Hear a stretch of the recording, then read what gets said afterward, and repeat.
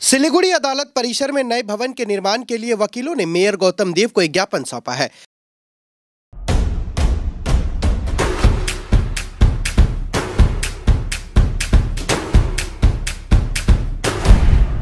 Stay tuned.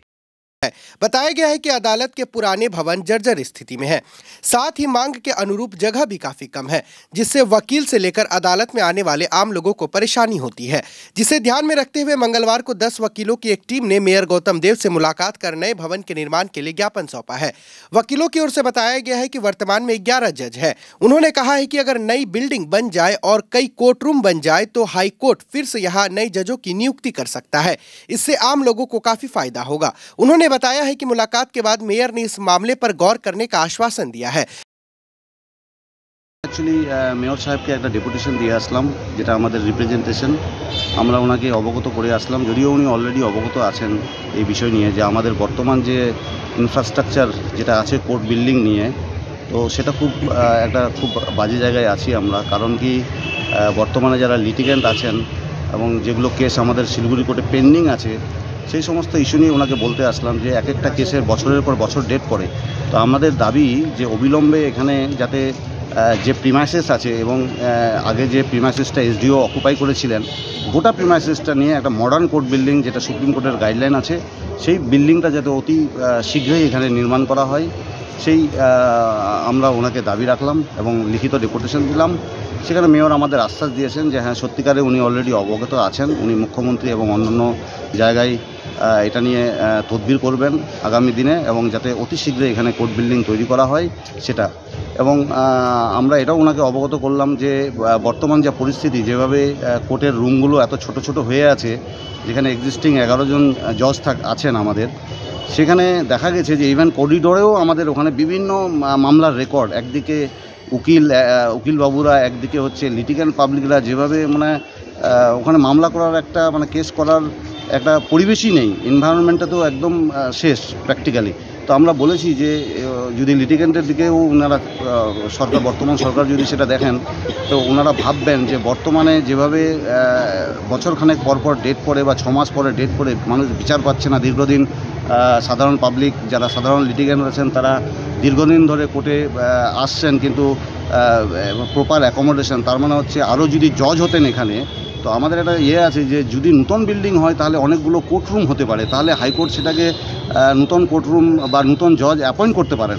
এবং high court এটা জানেন, ওনারা যদি কোর্ট বিল্ডিং এখানে যদি নতুন করে হতো, অনেকগুলো যদি রুম থাকতো, তাহলে আরও অ্যাডিশনাল জজদের অ্যাপয়েন্ট করে মামলা কীভাবে নিষ্পত্তি করতে হয় সেটা ওনারা জানেন আমাদের জাস্টিস হাইকোর্ট যারা আছেন হাইকোর্টের বিষয়টা।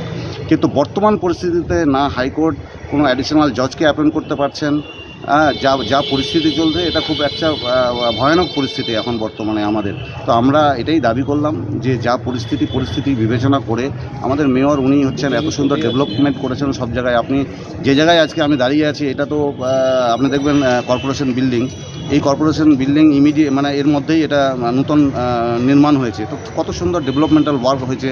আপনি যদি যান, আপনি এখন নতুন একটা বাস টার্মিনাস মেয়রবাবু করেছেন, ওনার তত্ত্বাবধানেই হয়েছে সব কিছু। এবং বাইরে যেটা দেখছি আমরা, বাইরের ডিস্ট্রিক্টেও আলিপুরদুয়ার কোর্ট দেখলে তো মন ভেঙে যায়, কত সুন্দর কোর্ট বিল্ডিং হয়েছে। এবার হচ্ছে ইসলামপুর কোর্ট বলুন, এরকম বিভিন্ন ডিস্ট্রিক্টে বিভিন্ন সাব ডিভিশনাল কোর্ট এবং ডিস্ট্রিক্ট কোর্ট এই সরকারের আমলেই নতুনভাবে তৈরি হয়েছে। তো আমরা সেই জায়গার থেকে কেন বঞ্চিত থাকবো? এটা মেয়রের কাছে আমরা দাবি করলাম যে উনি একমাত্র পারেন সমস্ত কিছু তদারকি করে উনি প্রপার স্টেপ নিয়ে যাতে অতি শীঘ্রই এখানে বিল্ডিংটা, নতুন building as per the guidelines of the honourable supreme court যাতে তৈরি হয়, সেটা আমরা ওনাকে অ্যাপ্রাইজ করে আসলাম। আপনারা যেরকম জানেন যে শিলিগুড়ি শহরটা বিভিন্নভাবে যেভাবে বড় হয়ে উঠছে, তার সাথে সাথে যেভাবে ইনফ্রাস্ট্রাকচার বড় হচ্ছে, সেভাবে আমাদের কোর্ট বিল্ডিংটাও সেই পরিমাণে হওয়া উচিত।